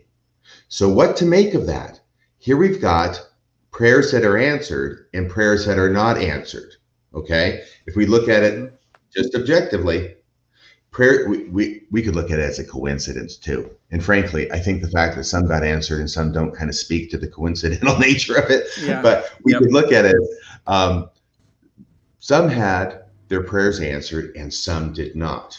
Okay, well, is that because the Tongan saints did not have as much faith as the saints on the other islands? No. Because the Tongan saints didn't have faith to have their prayers answered, but they had the faith to persevere and sit through a very wet 2-hour meeting in the steady downpour. So here's where I see him analogizing sub silentio, which means like it's under the surface and it's silent, right? It's not coming out and saying it. But here I hear him rationalizing why it is that God did not answer the prayers to turn away the pandemic. It wasn't the faith of the saints that was the problem. If he had turned away the pandemic, that would have been the Samoa, Fiji, and Tahiti saints, right? But the fact that the fact he didn't turn away the pandemic doesn't mean that we didn't have faith. What it means is if we continue faithful, then we have more faith than if we had been able to get God to turn back the pandemic. Your thoughts? Well, I think what we're seeing here is that grand rhetorical tool of flattery, which Sherry Dew kind of, in the women's conference, she brought this up, and much like the gong thing, where they understand these principles, they just kind of use them when they need to. Let's see if this clip is right. From the church. Social media inflames all of these divisions by dishing up snippets of facts that rarely represent the whole truth and providing a forum for one of Satan's most insidious tactics, flattery. How diabolical is flattery? Look at any antichrist in the Book of Mormon or anyone seeking followers for themselves. They are always masters of flattery.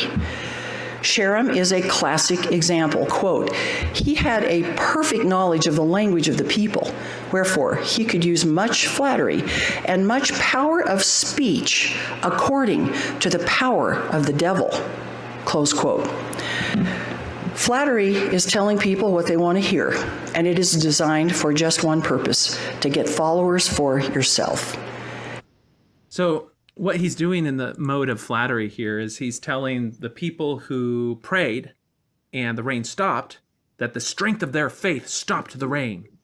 And then he's telling the people who prayed and the rain didn't stop, but they sat with their butts in the seat and listened, that their faith was so powerful that it inspired them to stay in the rain and sit through the whole thing, and they persevered. Their perseverance and faith. He's just, for both of those groups, he's telling them what they want to hear in a way that will increase their faith and continue to have them follow them. That's one facet of that message. And then the second facet is setting forth this pattern of how we can contextualize things that happen in the face of us praying for things. And by seeing him find a positive aspect in both of those scenarios, we then, wanting to maintain our belief as church members, if we're in that believing mode, will look for a positive way to interpret things. If I pray and my abuela heals from COVID, then that's great. It speaks to the strength of my faith and the power of prayer, and we are bound further to the church. If I pray and my abuela passes away from COVID-19, then my ability to endure that trial is a testament to the strength that my faith gives me, and it further binds me to the church. And so this is where he's, having it both ways. And as you correctly pointed out, you could almost not ask for a more perfect experiment. If we were going to design an experiment to figure out whether or not prayer actually works, then let's have a bunch of people in different parts of the world, and we know rain is coming to both of them, and it's so unpredictable, even the weatherman can't predict it, and we're going to have one group pray and another group pray, and so it should kind of be, if prayer works, this is now, you got huge masses, thousands, tens of thousands of people praying. So if one of them is like, he was diddling with his factory last week, his prayer is not going to work. Well, the aggregate of that many people and the faith of those people now is accounting for those, variances in individual faith. We've got an aggregate of faith, and the power of that aggregate of faith on the weather is going to test whether or not faith has the power to stop the weather when you want to listen to the prophet's voice. And the experiment, if it was true, you'd have to run it a multi times, but the ones where the prayer works, it's going to stop on both places so they can do it. But if it's not, if the power of that prayer doesn't actually have the power to control the weather, then you're going to find the scenario that happened here, where it doesn't really matter. Weather just happens. And but he's now giving us a caveat. He's giving us an allowance that you can use now to maintain belief and faith in that prayer, despite the evidence really not supporting it. And you've pointed out other examples of this when you look at death rates and sickness rates in hospitals in Utah, where there's a significant percentage of Mormons who are giving blessings for healing, and you compare that to other ones, there's not really much of a difference. So that's another one of these types of tests to see if the claim of the ability to heal is actually legitimate, or if it's just a delusion that the leaders impose upon the members of the church in order to maintain their power, authority, and control. You're right. I think that while he's trying to show that greater faith is had by those who don't have their prayers answered and yet continue faithful, what he's inadvertently also demonstrating is that answers to prayer are largely a matter of coincidence. Yeah. By the way, about Sherry Dew, I saw that clip. My gosh, she's changing quite a bit in recent years. I hadn't seen her in a while, but maybe this is a matter of sour grapes, her message about flattery, because I don't think she's getting a lot. Well, the ironic thing about that clip is if you go and look at it, she starts by warning about flattery and Satan's tool, and it tells people what they want to hear. And then in that same talk, she tells people, just check out the message about the great and noble spirits, because you are all the great and noble spirits. It's like, that's a little flattery. I'm just saying. And I don't know if you want to be talking about the noble ones when we're trying to get away from what we used to talk about, the noble ones and the less noble, less valiant ones, and what that implied for your time here on the earth. But right. Flattery is only bad. Flattery is only bad when I'm not the one using it on you. Right, exactly. And I don't want to be rude here, but she's starting to look like Kim Hunter from Planet of the Apes. Well, I am allowing a lot of leeway in coming out of COVID and trying to figure out how to be in public again. I don't know if there's bad surgery or what, but anyway, I wish her the best. I think she's a wonderful woman, very intelligent, and she dresses to the nines. I just hope she keeps talking, because she just keeps dropping those black pearls, and they're just so fun. Oh, one other thing here that's very important, getting back to President Nelson, if you're done with Ms. Dew. Yeah. Okay, so getting back to him, this is something that had occurred to me. We've got about 15 minutes left. I know you don't have to go anywhere, but I do. So, and 2 hours is really quite enough, don't you think, at one sitting? For one talk, yeah. Yeah, so here's the deal, okay? And now I realize this about what he's saying, which means I realize it about what Elder Bednar was saying back in 2013. Here's what he's doing. I don't think intentionally, okay? What he's doing is a logical fallacy. And the logical fallacy that he is committing here is the fallacy of equivocation. And the fallacy of equivocation means when you're using the same word here that has one meaning, and then you're using the same word over here, but with a different meaning, but you're treating them as if they're the same thing. And this is a classic example of that. And the word, of course, is faith. Faith, there's two kinds of faith going on here. If you have faith to stop the rain, right? That's one definition of faith. And what that means is some kind of attribute that you have as a person to intercede with God, to get God to do things your way, or stop doing what it is he's doing that you don't want, or start doing something that he's not doing that you do want, right? That's one kind of faith. The second kind of faith, though, is faithfulness, and he will use that, which means devotion, loyalty, commitment to continue doing what it is that you are expected to do, regardless of what it gets you, right? You're going to continue doing what's right because you are a slave to duty. Gilbert and Sullivan reference, again, Pirates of Penzance, right? That's a subtitle, The Slave of Duty. So you will do your duty regardless of whether things go your way or not. And in fact, if things don't go your way, then you have to be more faithful and more devoted to continue doing your duty. But that's the second faith. So when he says there's faith of the Samoan, Fiji, and Tahiti saints, they had faith to stop the rain.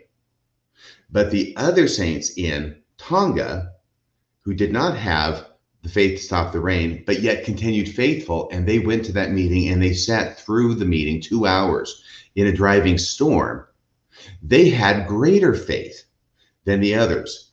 But you see what he's doing here? It's not the same definition of the word faith. It is an equivocation, which once again, I don't think he's doing intentionally. I don't know that Elder Bednar was doing it intentionally, because he does the same thing. The faith to be healed and the faith to not be healed.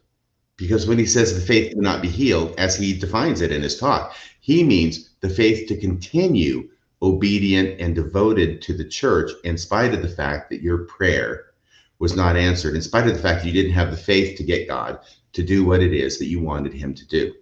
So I see this as a mental exercise, which ends up being an exercise in fallacious reasoning because it commits the logical fallacy of equivocation. Your thoughts?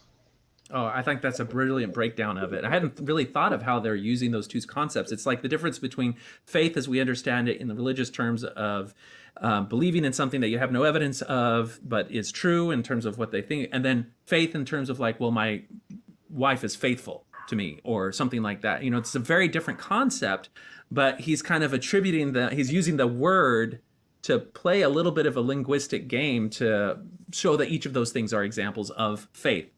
And I thought you explained it brilliantly. Oh, thank you. Praise from Caesar.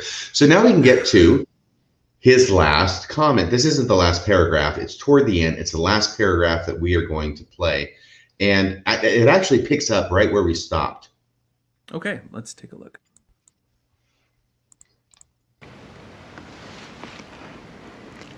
The mountains in our lives do not always move how or when we would like, but our faith will always propel us forward.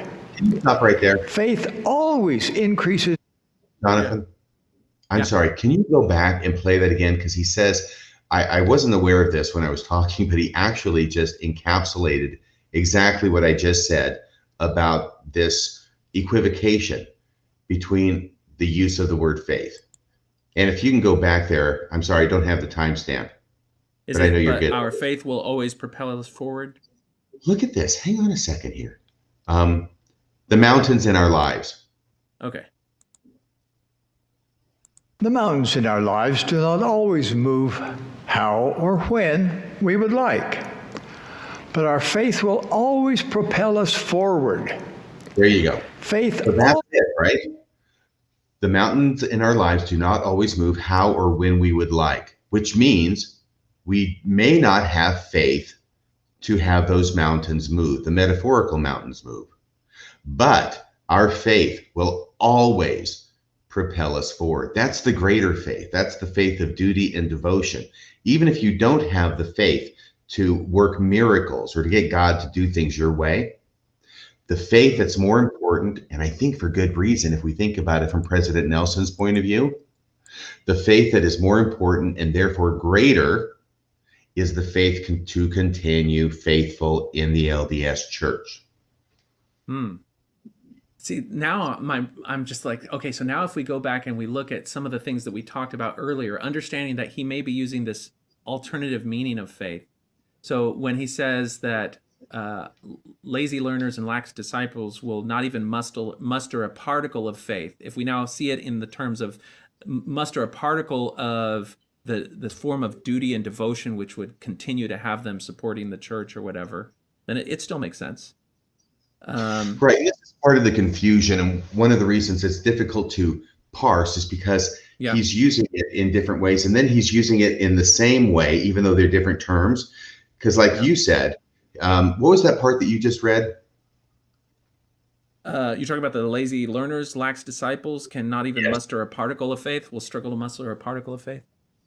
Right. The idea then is that you have to be observant and faithful as a member of the church to muster a particle of faith to get God to do things your way.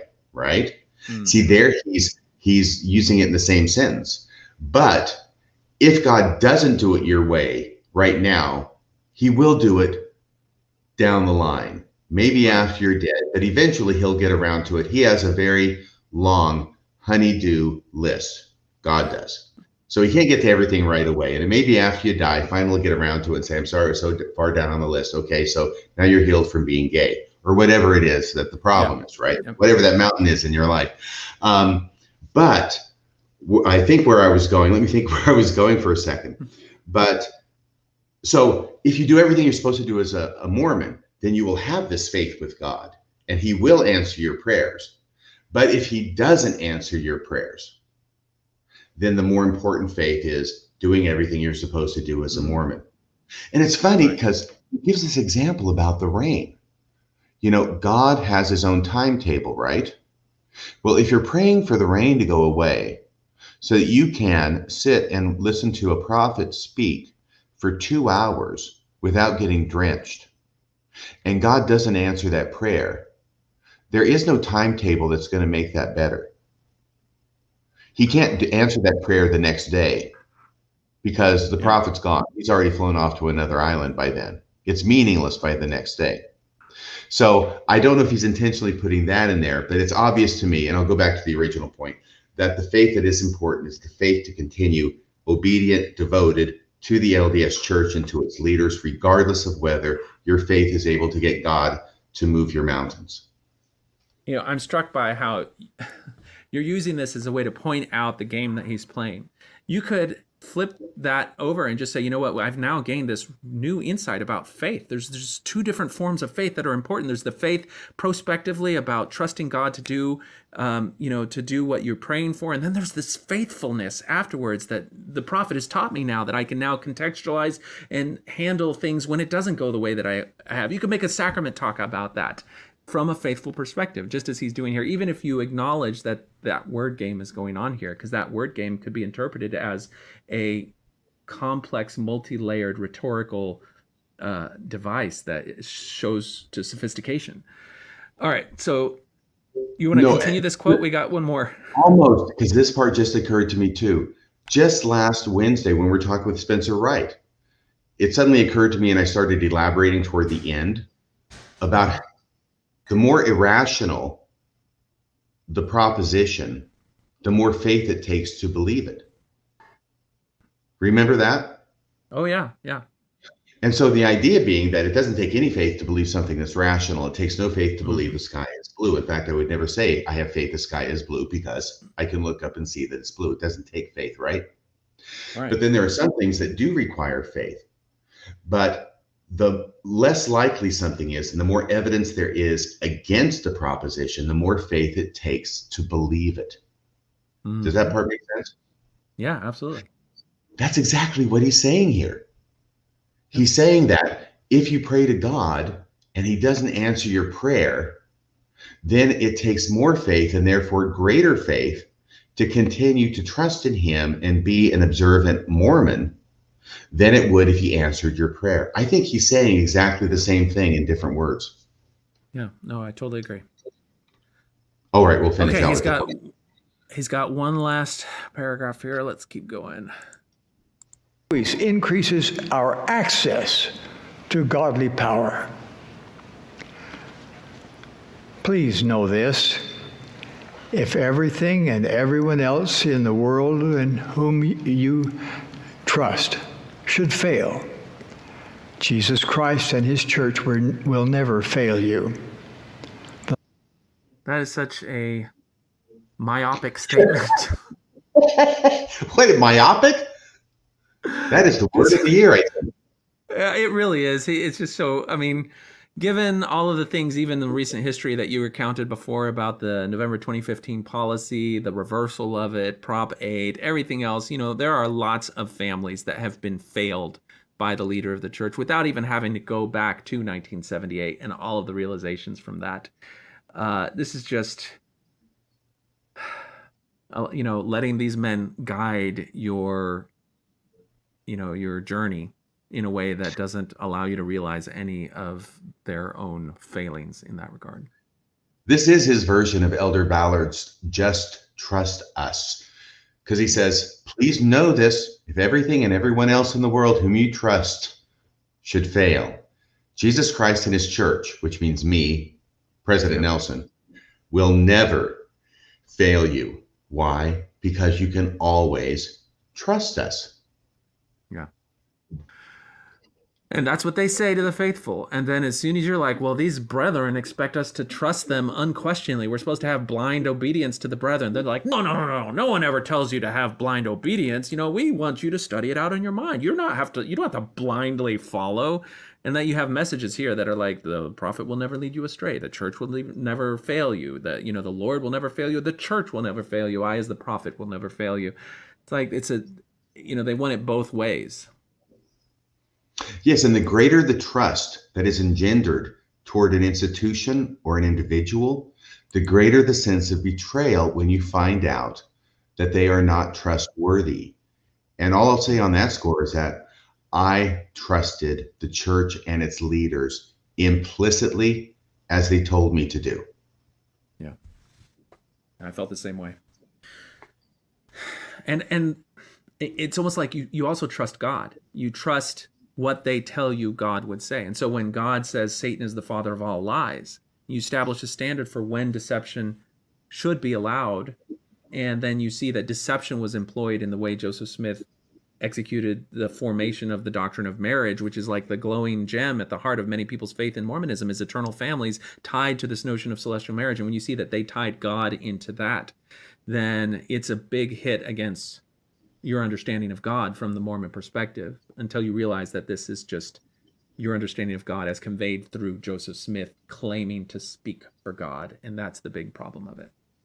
Yeah, I agree. So can we finish out with his last words in this paragraph?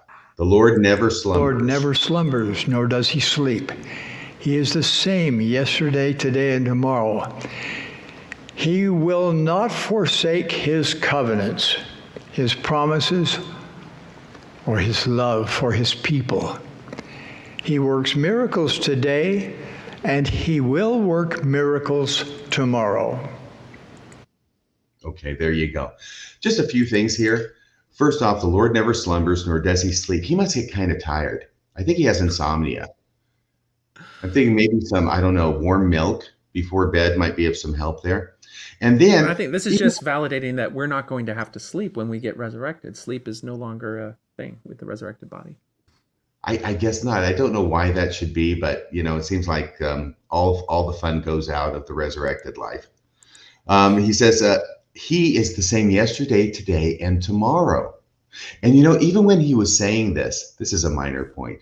I was listening to it live. I thought, wait a second, that he misquoted Hebrews, because of course it's the same yesterday, today, and forever, right? And so I went back and I thought maybe they would correct it in the written version. But no, instead of correcting it, they just bracket the word tomorrow and leave it the way he said it, which I suppose is fine. It's just a point that was interesting to me. He is the same yesterday, today, and tomorrow. So you see tomorrow is in brackets, which means it wasn't the original word in the quote. Is it Hebrews 13:9 or something like that? I can't remember exactly. But of course, it's Jesus Christ, the same yesterday, today, and forever is what it says in Hebrews. And then it goes on, he will not forsake his covenants. This is President Nelson, not Hebrews. He will not forsake his covenant, his promises, or his love for his people. He works miracles today, and he will work miracles tomorrow. And if he doesn't work miracles today, and he doesn't work them tomorrow, then maybe the day after tomorrow or the day after that. It's his timetable. Yeah. In any event, keep paying, keep praying, and keep obeying. Stay faithful. That is the greater faith. Yeah. And it is kind of a miracle if people would stay faithful to a church where they're told by their prophet to pray to God for a result, and then God can't be bothered. Mm-hmm. I hear you clicking. What are you clicking over there? There's a significant video lag. I was trying to see if the OBS virtual camera that I'm using as an intermediary is causing that, but it doesn't seem to be. So there's out of sync audio and video. All right, RFM, we made it through yet another talk. What talk? One talk. That's okay. This talk needed the attention because, it's I even hesitate. I know you want to go through every talk at these general conferences, but from a rhetorical perspective, if you're going to talk with family and loved ones and point out how harmful and damaging some of these messages are, if it's not one of the top 15, nobody really cares. It's like a prophet didn't say that, an apostle didn't say that. It's kind of just his opinion. It doesn't matter. It's kind of like, there's this really interesting, fascinating youth conference that I found with a stake president talking about a story where there was an investigator who wanted to know about if he could pray to end the pandemic, and the missionaries were like, go ahead, pray and everything. And he said that he started to pray and he prayed to end the pandemic, and he heard the voice of God tell him the pandemic is God's purpose and will for the world. You cannot pray it away. Now, this is the stake president telling this to the youth of the church, that this is God's message. So he's taking cues from from President Nelson in terms of if you pray for something in God's purposes, it's his timetable. So that means if it didn't go away, his purpose is the pandemic. And he's just leaning into that. But he's not a prophet or an apostle, so there was no point in me clipping that little thing out and putting it on my channel, because nobody cares what some stake president says, unless he's excommunicated you. Well, we will get to this next talk by Elder Bednar next time, but he speaks in the last session of General Conference in April, and he will give you ammunition and support for your position if you're quoting a 70 and not an apostle, because he he resurrects Ezra Taft Benson from his 14 Fundamentals talk, right? And this is in the last way. In the last, remember how President Benson said for the next 6 months, your conference edition of the Ensign should stand next to your standard works and be referred to frequently. Actually, in the original talk, he said your marching orders, right? Remember? He said your marching orders, but they changed that in the written version.